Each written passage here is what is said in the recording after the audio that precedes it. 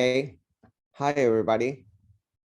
Thank you for the invitation and for the possibility of talking about agroecology and rural social movements throughout the world. But my particular expertise is in Latin America, so most of the examples I'm going to give are from the region. As you know, agroecology is a science that emerges from the combination of Western science like ecology, anthropology, social sciences, basic agricultural sciences, and traditional farming knowledge, the knowledge of peasants and indigenous people that have been farming for centuries and their systems have stood the test of time. And what we try to create is a dialogue of wisdoms from which principles emerge.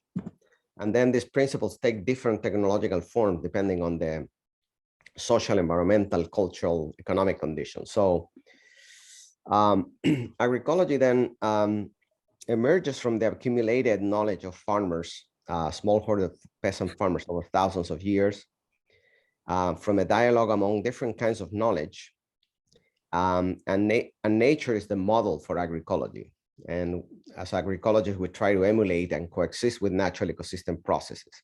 And this is something that peasants have been doing and indigenous farmers have been doing for centuries. For example, if you look at the coffee systems in Central America, some parts of Colombia, in Mexico, you will find that farmers basically grow their coffee in forest together with more than 150 different plant species. And farmers have accumulated a knowledge on how to manage this tremendous diversity. Here you have coffee, and there are many other plants. So the farmer has to know when to prune, when to harvest, when to do different management techniques. And that implies a tremendous knowledge, a holistic knowledge of the system. From this system, then they are able to harvest not only coffee, but many, many other products, many other plant products. And in fact, some of these products go for self-sufficiency.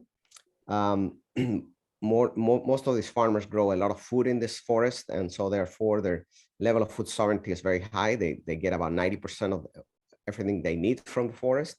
But then there are certain other products that are sold in the local markets, regional markets, national markets, and also international markets, especially coffee and other products.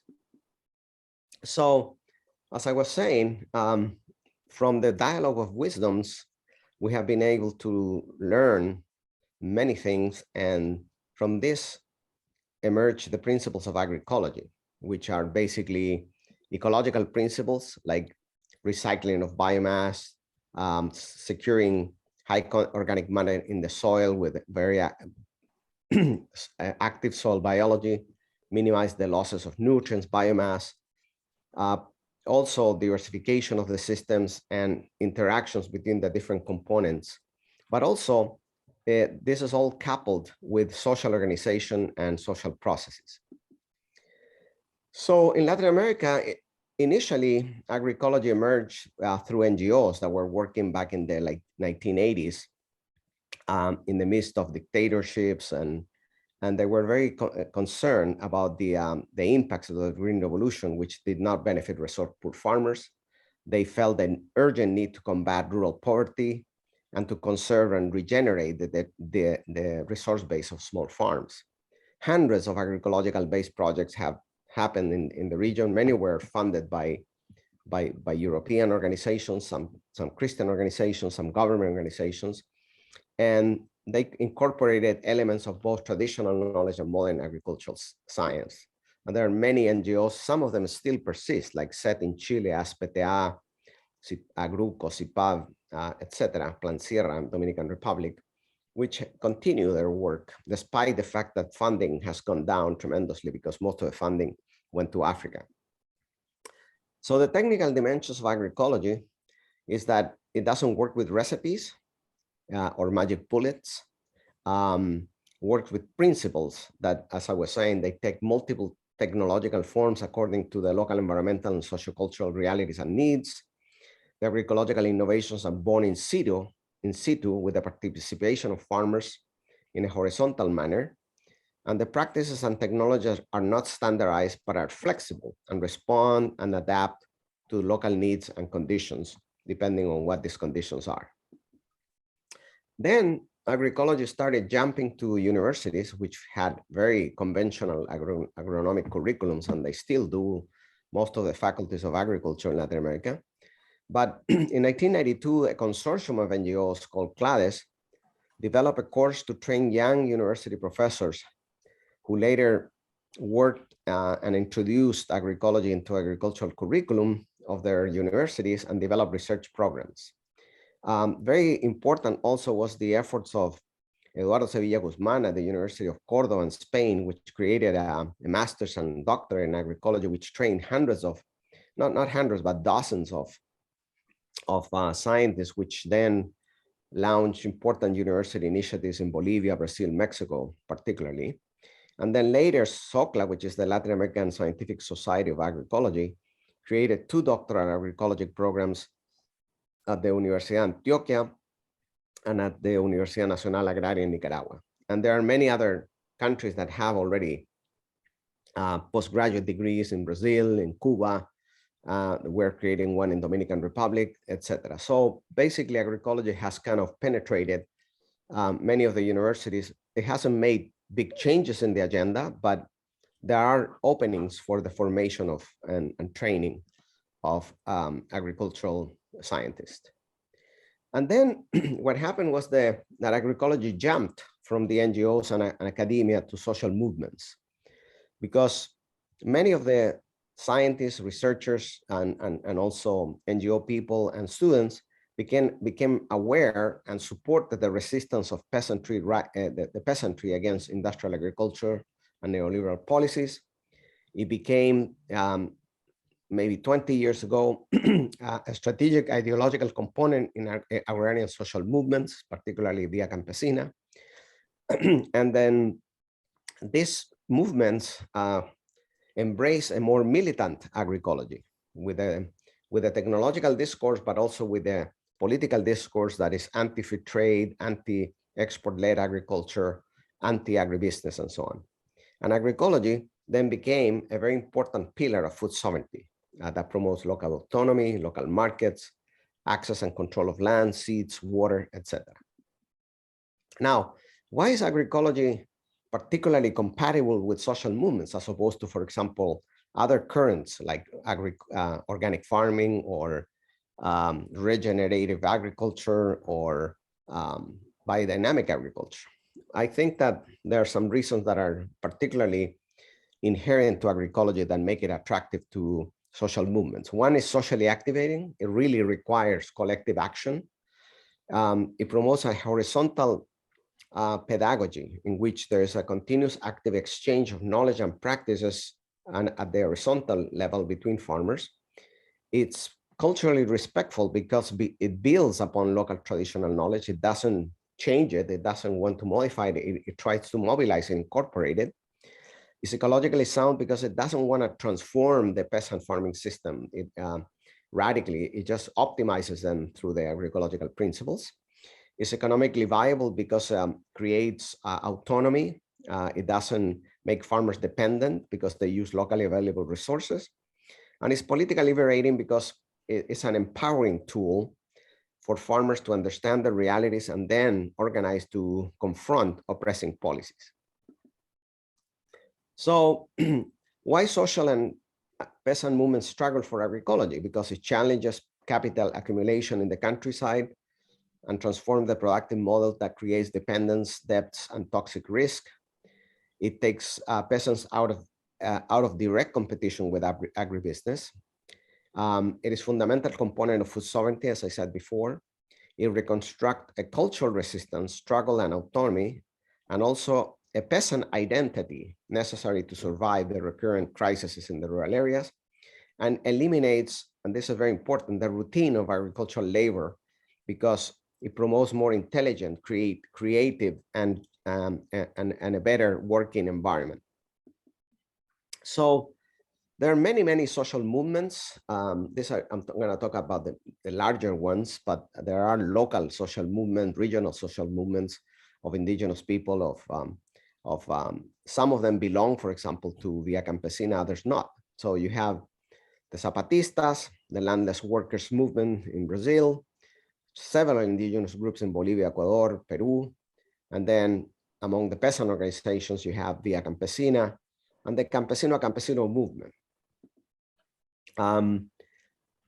What has moved social movements to act? First of all, the displacement and marginalization of peasants and indigenous peoples from their lands, poverty, inequality, racism, and the fact that they have been bypassed by agricultural modernization. These are just some of the root causes of why these movements emerge, especially, land distribution and equal access to land has been particularly important. So these movements then have always emerged responding to different crises that have happened in the region.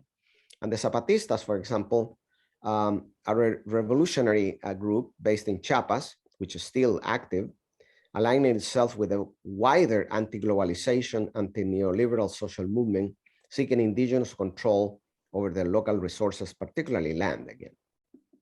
And the rebellion is rooted in the profound agricultural crisis of the state of Chiapas, where, because back in the past, in 1930, indigenous group and peasants had right to the land through the ejidos, which then later governments have been trying to take away from farmers and indigenous people.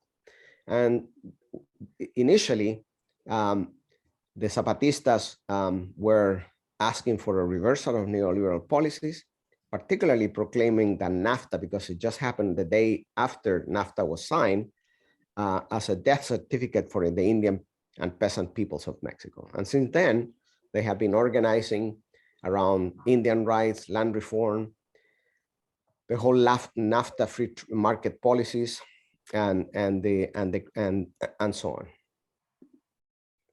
So the Zapatistas then are really a movement that is for the defense of land and territory, saying that the land belongs to those that work it. The MST is the other movement that is a major movement that I think now is going to be prevalent again with the triumph of Lula. Brazil Landless Workers Movement, Movimento Sem Terra, is a massive social movement formed by rural workers and by all those who want to fight for land reform and against injustice and social inequity in rural areas. So here you see one of the marches of MST in Brazil. They can mobilize 1, 2, 3 million people easily. And it's an example of a successful peasant organization that works to organize landless families to carry out successful occupations of idle lands. 500,000 families moved onto 21 million hectares of land since 1985. So probably it's the largest social movement in Latin America with an estimated 1.5 million landless members organized in 23 out of 27 states in Brazil. And basically they have pushed for land reform and put it at the center of the political debate. So basically their strategy is to occupy the land and demand that the Brazilian government apply the social function principle. That means that social function of the land means that the land, agricultural land, has to be under production and should be under production under those people that want to produce food as opposed to speculate with the land. So occupation, settlement, but also they have education and production. For example, they have an annual agroecology conference with more than 5,000 participants. They have 12 autonomous schools of agroecology.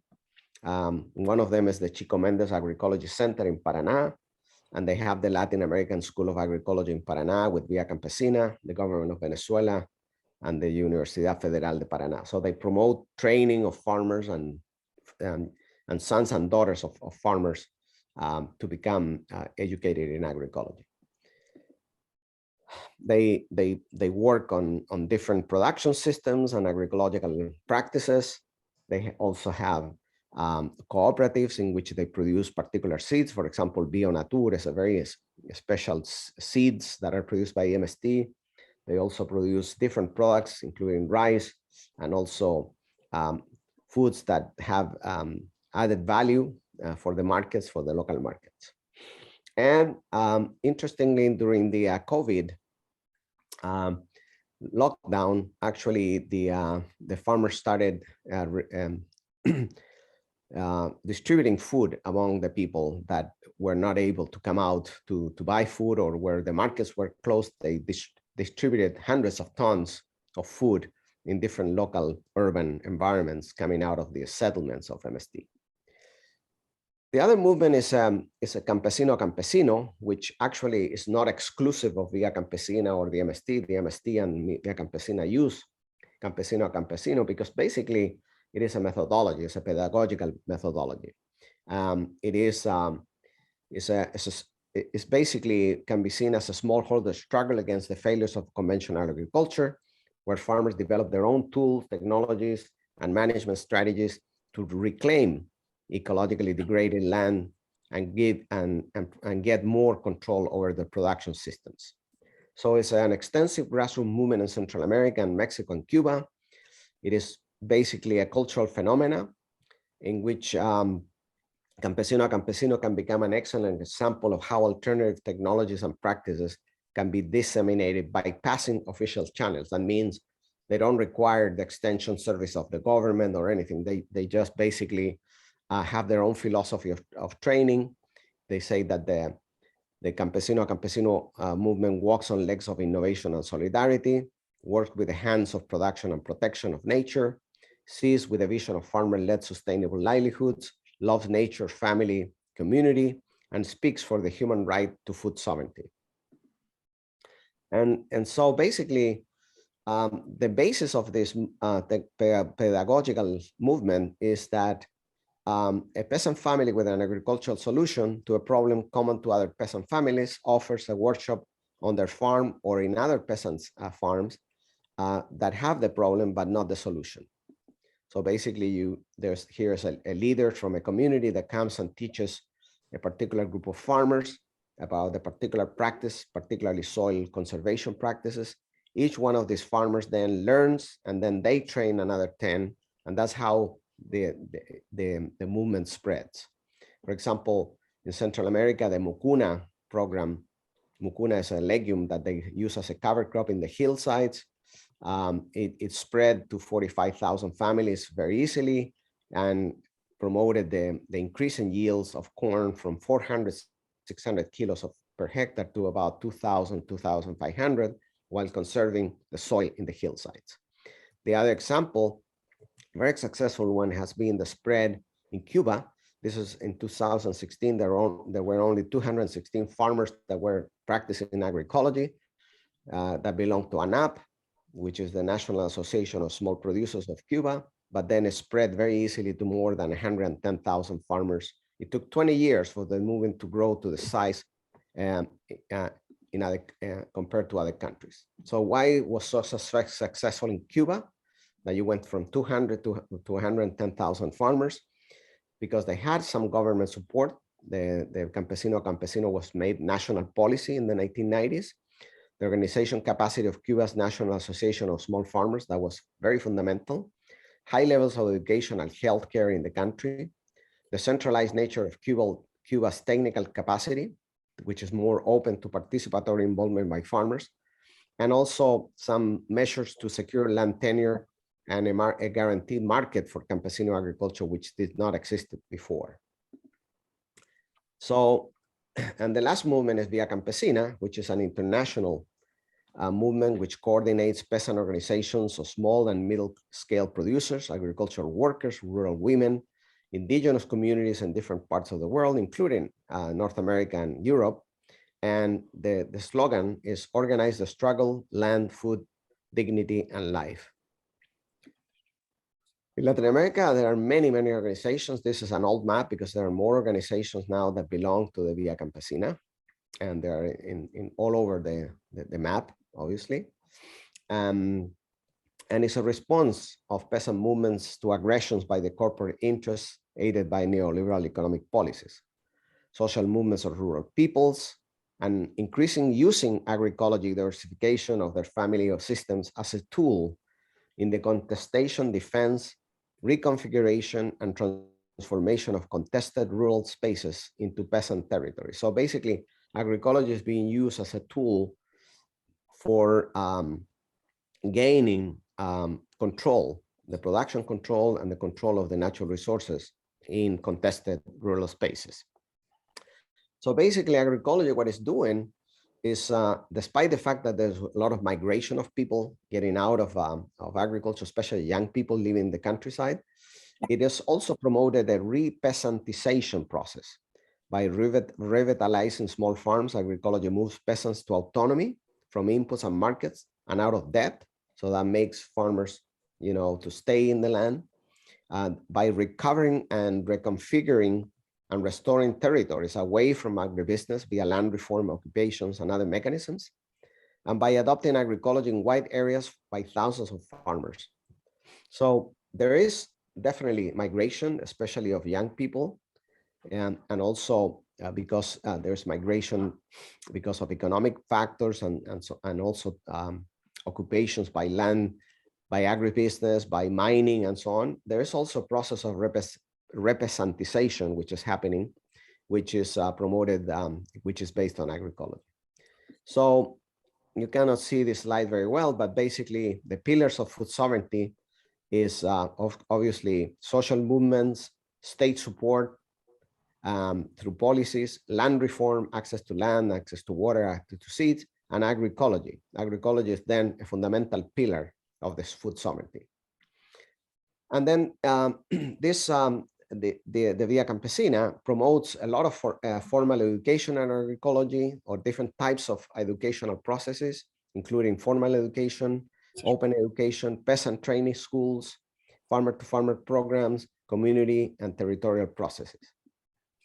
For example, they have created the IALAs, which are what they call Instituto Agroecológico Latinoamericano. It's a Latin American Institute of Agroecology, which is basically a university that they are training hundreds of sons and daughters of peasants in the schools in different countries. This is one in Paraguay, there's in Chile, there's in Argentina, there's in Ecuador, there's in Mexico, there's in Cuba, in Brazil. There are many, many, many places.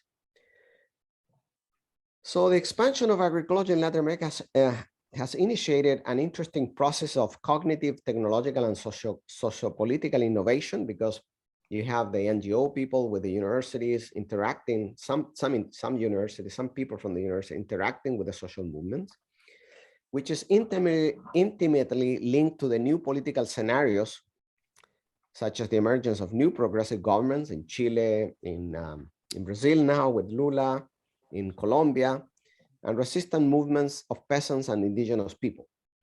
So the new agroecological, scientific, and technological paradigm is being built in constant reciprocity between NGOs, academia, and social movements, and the political process that this generates. This is very key, the reciprocity, the constant interaction of academia, NGOs, and in participatory ways with social movements.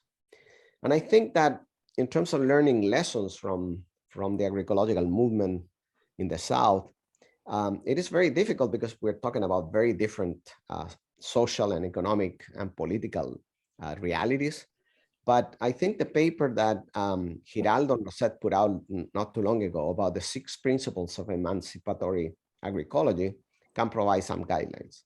For example, that agroecology questions and transforms structures, doesn't reproduce them. I think this is very important because sometimes, organic farming, for example, is very important, but because it's environmentally sound, but it doesn't challenge the capitalist system. It basically uses the windows that are left and operates within the capital system, the capital and market economy.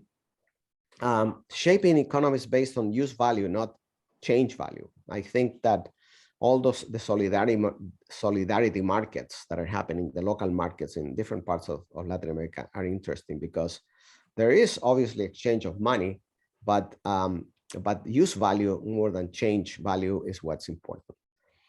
Strengthening the organicity and thinking in terms of collective process, not individual processes.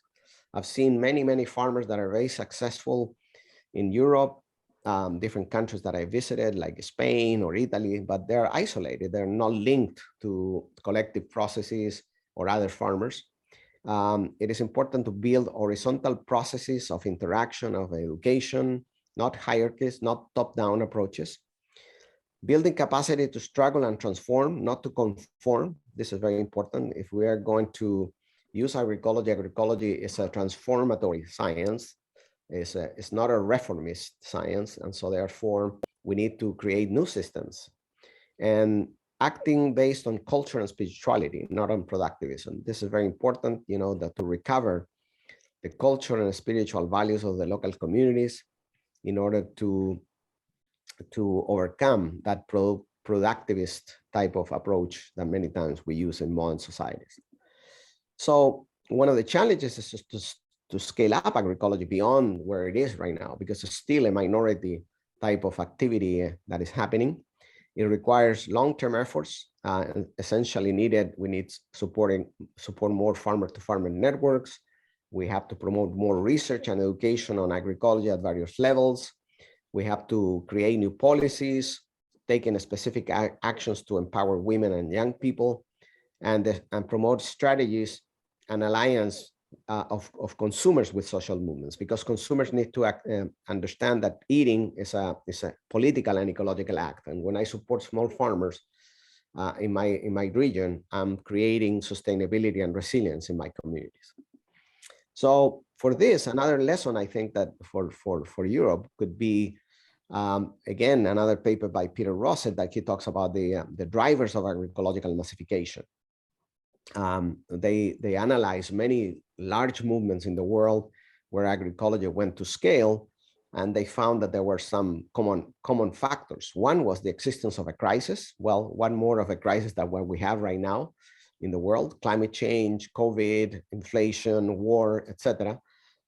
Social organization is crucial, because the growth media on which agroecology grows and advances is the social fabric, which in many times is not present.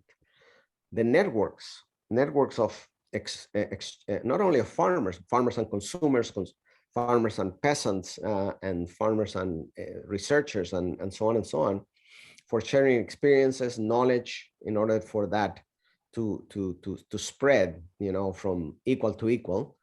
There has to be presence of agroecological practices that are effective. That's very important too, because sometimes we promote things that we are not sure that they work. So agroecological practices that work. We have to have leaders, alliances between NGOs, researchers, consumers, and also farmers. Obviously, favorable markets and favorable policies. Unfortunately, policies many times are subject to political will. So social movements have been responsible to push many politicians in some countries to create laws or incorporate in the constitution agroecology, food sovereignty. The case of Brazil is particularly important because they came up with a national law of agroecology, which was dead during Bolsonaro. So now we hope that it's going to be totally revived with Lula.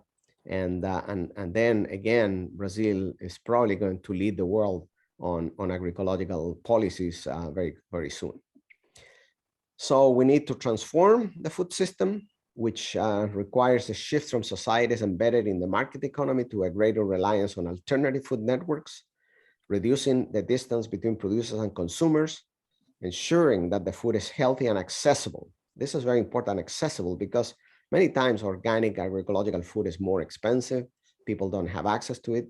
That's a fundamental challenge of agroecology, is to democratize the food system, and that more jobs are created in the local economies. And going back to a graph that was developed by Van der Ploeg from Netherlands, he talks about, how to overcome the control that these food empires have over the food system, that they have strangled the food system.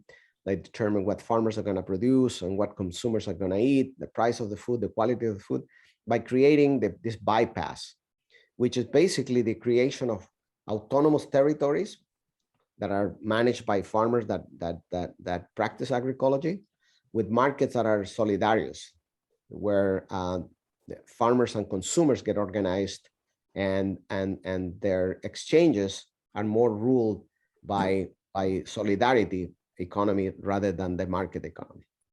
So just to finish here, I think the transformational change in agriculture that we are all looking for can be based on agroecology and the social movements, but also must be accompanied by a shift from a market economy to a solidarity economy, from fossil fuel dependence to renewable energy, and from big corporations controlling the food system to cooperatives between consumers and farmers at the local level. I think that such new world should be led by social urban and rural social movements becoming together, united. We say social movements unite, aware that a return to the way agriculture was before the pandemic is not an option, and that we're looking for a new world. So with that, I will open to discussion, and thank you very much.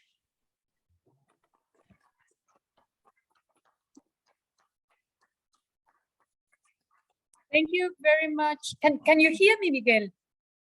Can you hear me? Sí, sí. Yes, él me puede oír a mí. Okay, so we're gonna get some questions from the room. If you cannot hear the question, I will repeat the question to you. Is that okay? Perfect. Okay. Well, okay. I think there were many lessons from the Global South, especially from Latin America, who would have been here in the same room we have now. So, questions from the room.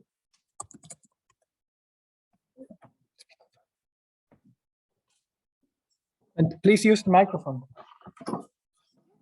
The microphone is, otherwise I think like that's Miguel should understand. Can you hear me? Okay. I was just so before a participant or a member in the audience. so make your question and we will Or we do it like before. Do I have to use the microphone? No, then you don't have to Okay. use it. Before, I don't know if you heard this, but a participant here in the room was talking about how the discourses of describing the movements are very different between the global South and the global North. Still no? Oh. Doch? Yes. You hear me? Yes. I'm hearing, I listen. I was hearing you all the Hello. time. So the discourses between the movements in the global North and global South are often very different, with the global South being more kind of peasant centered or farmer centered, and in the global North more about healthy ecosystems. And you're a professor in the States and have lived in the States for a long time, but also have researched many these peasant movements in Latin America. And so have you been, I'm assuming, very exposed to both of these discourses, and it's something like I don't think we can really have just a farmer-centered movement here in Switzerland, because it's the percentage of the population that are peasants or identify as peasants is so small. And so how do we have a people-centered discourse that isn't just about ecosystems?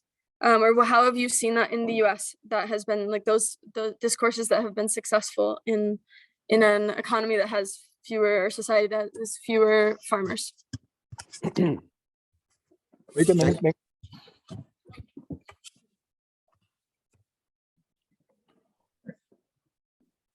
Thank you.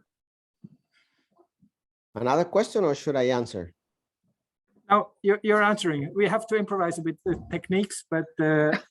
when you speak now, we can hear you. Okay, I will answer.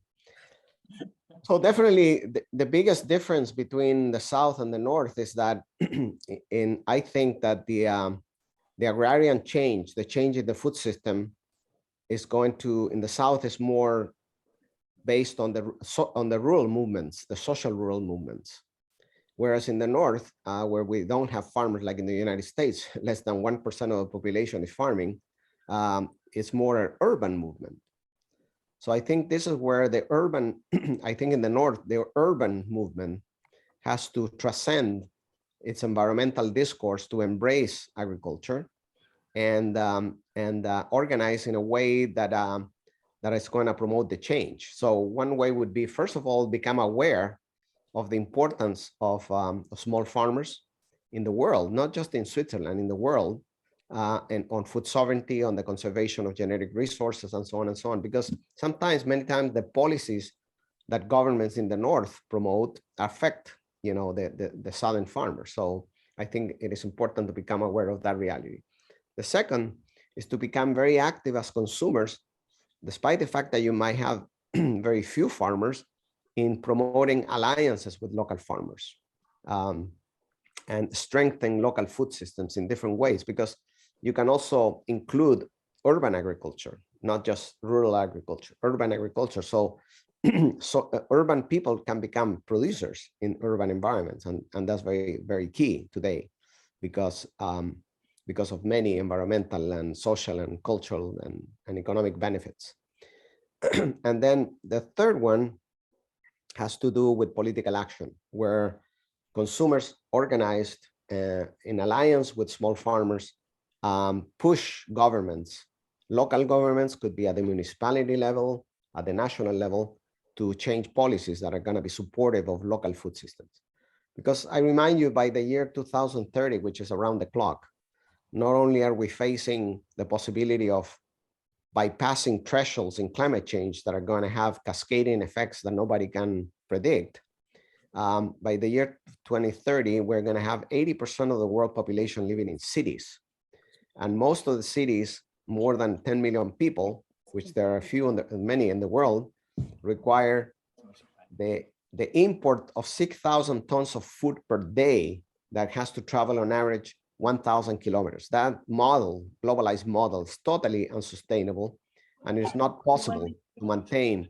And what we need to do is to promote, you know, local food systems. And I know that you cannot grow all the food that you eat in the North, in Switzerland, especially with small, you know, seasons that you have, short seasons.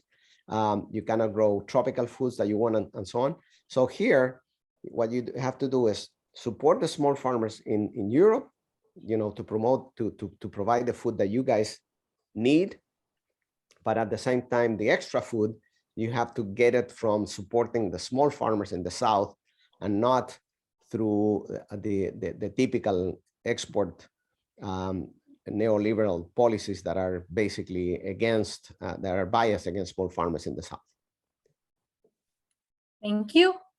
Miguel, any other question? The last question from the room. Sorry, it's because we are a little bit late and I have to respond for the time management. I don't remember where you exactly mentioned about production, that it's not mainly about production, but I think even in agroecology, in the end, it is about production. What differs is how you produce, but it is about production. So I don't know. No, I agree with you. I mean, Wait a minute. We have to go next to the microphone again. Now Okay. you can speak.